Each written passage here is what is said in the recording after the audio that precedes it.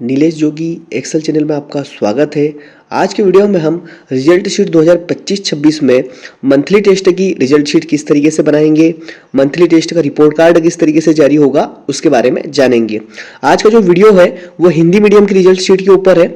यदि आपकी संस्था हिंदी मीडियम है तो आप हिंदी मीडियम की रिजल्ट शीट की जो प्ले लिस्ट है उसे देखिएगा, और अगर आपकी संस्था इंग्लिश मीडियम है तो इंग्लिश मीडियम की प्ले लिस्ट भी यूट्यूब पर चल रही है, उसे आप देख सकते हैं। फिलहाल आज हम हिंदी मीडियम की जो रिजल्ट शीट है उसके बारे में समझेंगे, और अगर आपने इस सीरीज के पिछले वीडियोस को नहीं देखा है तो डिस्क्रिप्शन में लिंक दी गई है, वहां से आप उन वीडियोस को देख सकते हैं।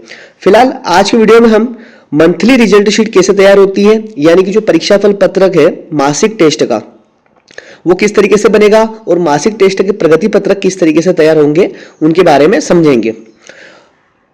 हिंदी में अगर आपको रिजल्ट शीट उपयोग करना है तो आपको गूगल हिंदी इनपुट टूल का प्रयोग करना पड़ेगा। गूगल हिंदी इनपुट टूल को आपके कंप्यूटर में इंस्टॉल होना चाहिए, तभी आप इसमें हिंदी में टाइपिंग कर पाएंगे। ठीक है, तो मंथली टेस्ट के लिए हम सबसे पहले काम क्या करेंगे, हम करेंगे मार्क्स सेटिंग पर जाएंगे। मार्क्स सेटिंग वाले बटन पर मैं क्लिक करता हूं। यहां पर आने के बाद हमें क्या काम करना है कि जो मंथली टेस्ट हम लेने वाले हैं वो कितने अंक का है, यानी कि उसके अधिकतम अंक कितने हैं वो हमें दर्ज करना होंगे। तो सबसे पहले यहां पर आपको एक निर्देश दिया है, इसे पढ़ लेंगे हम। यह लिखा है कि मासिक टेस्ट, त्रैमासिक, अर्धवार्षिक, प्री बोर्ड और वार्षिक परीक्षा हेतु अधिकतम अंक दर्ज करें। यानी कि हमको जितने भी हमारे मैक्सिमम मार्क्स होंगे, अधिकतम अंक होंगे, वो हमें दर्ज करना होंगे। ठीक है, तो मंथली यानी कि मासिक टेस्ट के अंक दर्ज करने के लिए हमें क्या करना होगा, मंथली वाले बटन पे क्लिक करना होगा।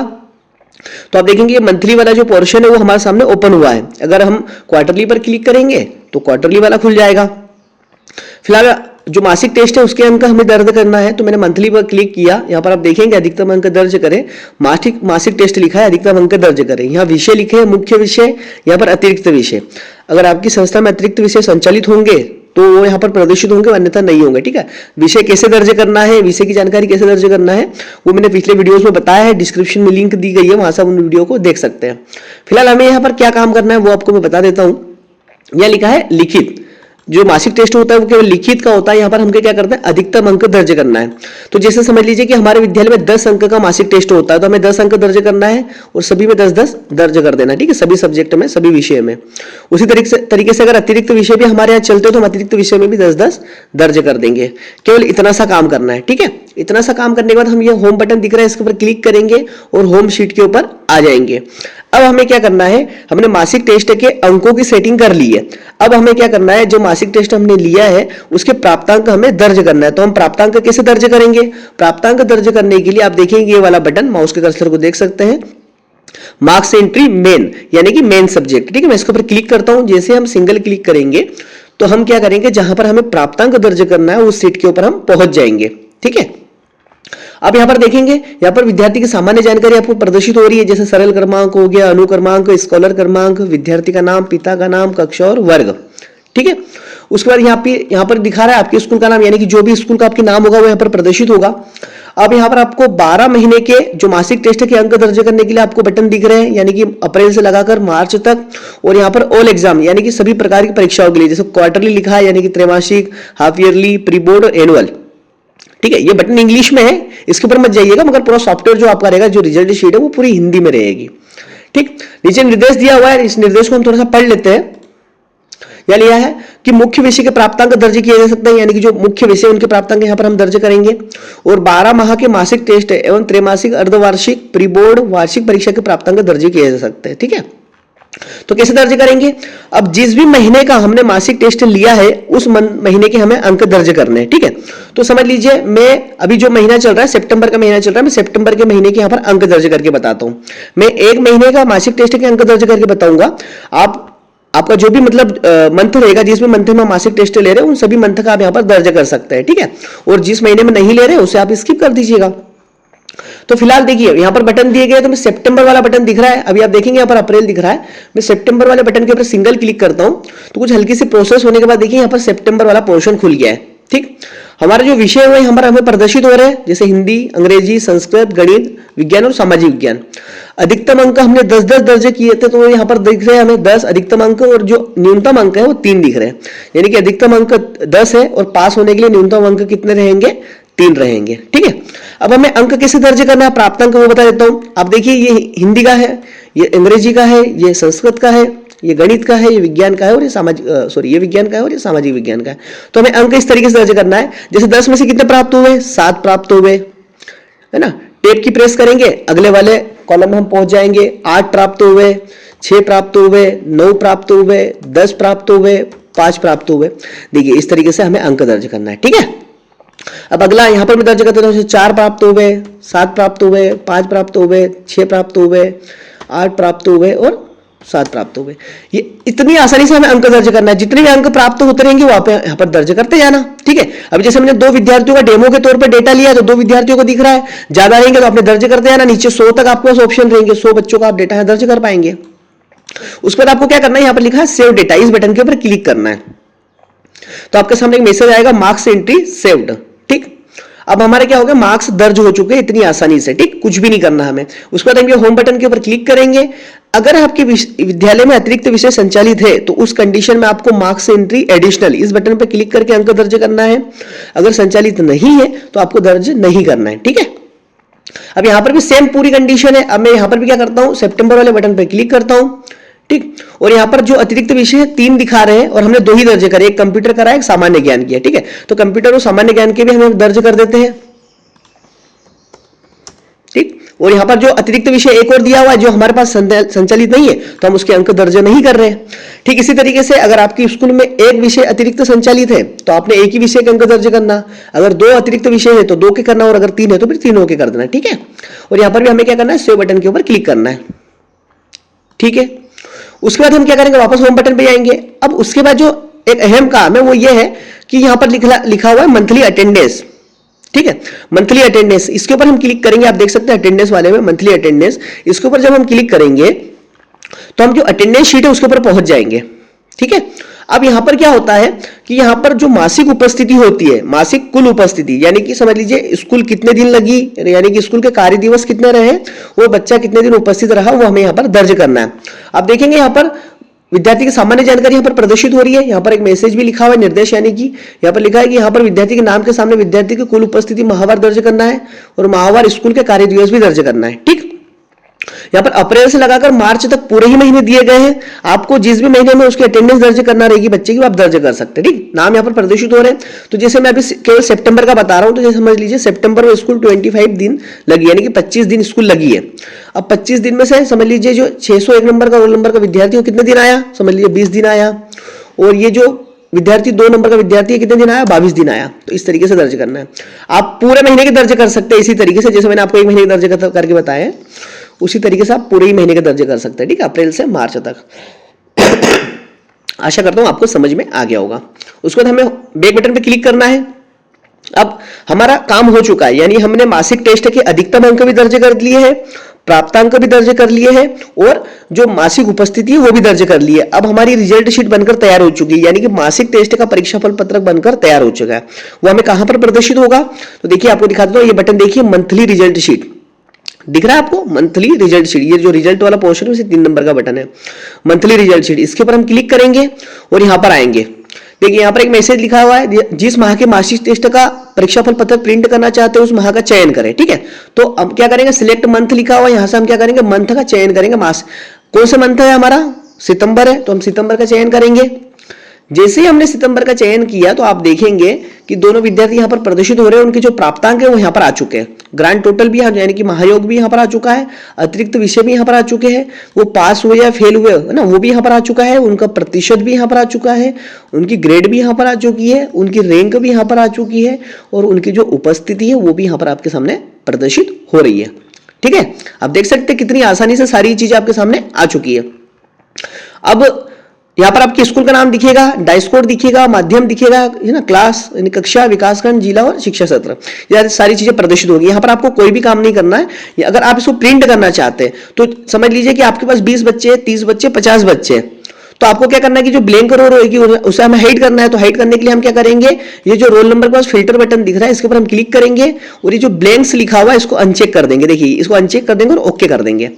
अब इससे क्या होगा, देखिए आप देख सकते हैं कि ब्लैंक जो रो थी वो पूरी तरीके से हाइड हो चुकी है, ठीक है। और हमारे जितने एरिया में डेटा था केवल वो डेटा दिख रहा है। यहाँ पर आपकी आज की डेट भी दिख रही है, ठीक है। यहाँ पर कक्षा अध्यापक के हस्ताक्षर, यहाँ परीक्षा प्रभारी और यहाँ संस्था प्रमुख के हस्ताक्षर, ये ऑप्शन हो गया। आप जब इसके ऊपर क्लिक करेंगे प्रिंट बटन के ऊपर, तो ये प्रिंट निकल जाएगा A4 साइज के पेपर के ऊपर, ठीक है। तो इतनी आसानी से हम परीक्षा फल पत्रक मासिक टेस्ट का भी बना सकते हैं। और यहाँ पर जिस भी मंथ का आप, जिस भी मतलब माह का आप चयन करेंगे, वो माह का यहाँ पर आपके सामने डेटा दिखेगा, ठीक है। आपको ऐसा नहीं है कि हम सितंबर दिखा रहा हूं तो सितंबर का ही दिखेगा।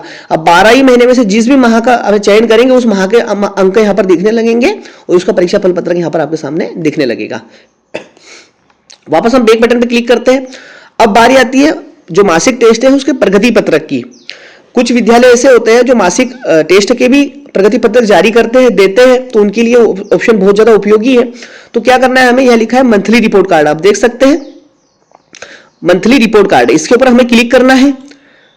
हम जैसे ही क्लिक करेंगे तो हम जो मंथली रिपोर्ट कार्ड वाली शीट है, यानी कि जो प्रगति पत्रक वाली शीट है, वहां पर हम पहुंच जाएंगे। यहां पर देखिए एक निर्देश दिया हुआ है, सभी शीट के ऊपर आपको निर्देश मिलेंगे।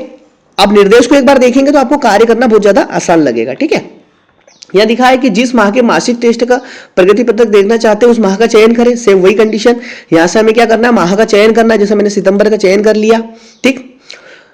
उसके बाद यह देखिए यहां लिखा हुआ है, सॉरी अगस्त आ रहा है, सितंबर करता हूं ना, ठीक है। उसके बाद यह लिखा हुआ है A4 साइज के एक पेपर पर 2 विद्यार्थियों के प्रगति पत्रक को प्रिंट किया जा सकता है, और जिन विद्यार्थियों का प्रगति पत्रक प्रिंट करना चाहते हैं उनका अनुक्रमांक दर्ज करें, ठीक है। यानी कि A4 साइज के एक पेपर के ऊपर क्या होगा, 2 प्रगति पत्रक प्रिंट हो जाएंगे, ठीक। और जिसका प्रगति पत्रक हम प्रिंट करना चाहते हैं उसका हमें अनुक्रमांक यानी कि रोल नंबर दर्ज करना होगा, ठीक। तो हमने क्या करा, सबसे पहले माह का चयन कर लिया। अब उसके बाद हम यहां पर इस जगह पर रोल नंबर दर्ज करेंगे, ठीक है। जैसे मैंने 601 इंटर किया, देखिए 601 जैसे ही मैंने इंटर किया तो आप नोटिस करेंगे कि यहाँ पर अधिकतम अंक भी शो होने लगे, उसके प्राप्तांक भी यहाँ पर आ गए, यहाँ पर उसकी ग्रेड भी आ गई, उसका जो रिमार्क है, जैसे उसने कैसा प्रदर्शन किया, अच्छा किया, उत्कृष्ट किया, असाधारण किया, जो भी है वो यहाँ पर दिख रहा है। यहाँ पर विद्यार्थी की सामान्य जानकारी दिख रही है, जैसे विद्यार्थी का नाम, पिता का नाम, अनुक्रमांक और उसका कक्षा वर्ग, ठीक है। यहाँ पर अतिरिक्त विषयों का भी उसका प्रदर्शन दिख रहा है, देखिए कंप्यूटर हो गया, सामान्य ज्ञान होगा, ठीक है, उसके प्राप्तांक है, रिमार्क वगैरह। और ये अंतिम परिणाम यानी कि उसके अधिकतम अंक कितने रहे, उसने टोटल कुल प्राप्तांक उसके कितने हैं, है ना, परिणाम उसका क्या रहा, जैसे उत्तीर्ण हुआ, अनुत्तीर्ण हुआ, जो भी, ठीक है, उसका प्रतिशत क्या रहा, उसकी ग्रेड क्या बनी और उसकी उपस्थिति क्या रही, देखिए उपस्थिति प्रॉपर बता रहा है, ठीक है। आप देखेंगे यहाँ पर लिखा हुआ साइन वाइन करने के लिए, साइन वगैरह के लिए ऑप्शन दिया हुआ है। यहाँ पर भी आप ऑप्शन देखेंगे तो यहाँ पर भी सेम टू सेम वही की हुई कंडीशन, जैसा प्रगति पत्रक ऊपर का रहेगा वैसा कि वैसा आपका प्रगति पत्रक नीचे का भी रहेगा। यहाँ पर भी हमें क्या करना है, रोल नंबर डालना है, जैसे 601 ऊपर डाला था, यहाँ पर डालता हूं मैं 602, ठीक है ना। तो ये 602 वाला जो स्टूडेंट है उसका डेटा हमारे सामने प्रदर्शित होने लग गया है। देखिए अब विद्यार्थी 2, पिता का नाम, है ना, और यहाँ पर उसके अधिकतम अंक, प्राप्तांक, ग्रेड, रिमार्क, यह अतिरिक्त विषय का दिखा रहा है, ये मुख्य विषय का, ठीक है, यह अंतिम परिणाम, ठीक है। इस तरीके से आपके सामने शो होने लगेगा। आशा करता हूं आपको ये समझ में आ गया होगा, ठीक है। प्रिंट करने के लिए हम क्या करेंगे, प्रिंट बटन के ऊपर क्लिक करेंगे तो ये प्रिंट हो जाएगा। अब जैसे अगर आपने देखा होगा कि मैंने यहां पर भी रोल नंबर मैनुअल डाला था, वो रोल नंबर इसलिए मैंने मैनुअल डाला है क्योंकि कुछ लोग क्या होते हैं कि जब रोल नंबर के अंदर अल्फाबेट यूज करते हैं, यानी कि रोल नंबर के अंदर अल्फाबेट यूज करते हैं, स्लेश यूज करते हैं, तो उस कंडीशन में क्या होता है कि नीचे ऑटोमेटिक रोल नंबर नहीं आता है। अगर आप चाहते हैं कि नीचे ऑटोमेटिक रोल नंबर आए, यानी कि ऑटोमेटिक अनुक्रमांक आए, तो वो किस तरीके से आएगा, तो हमें क्या करना है, उसके लिए आपको मैं बताता हूं ऑप्शन।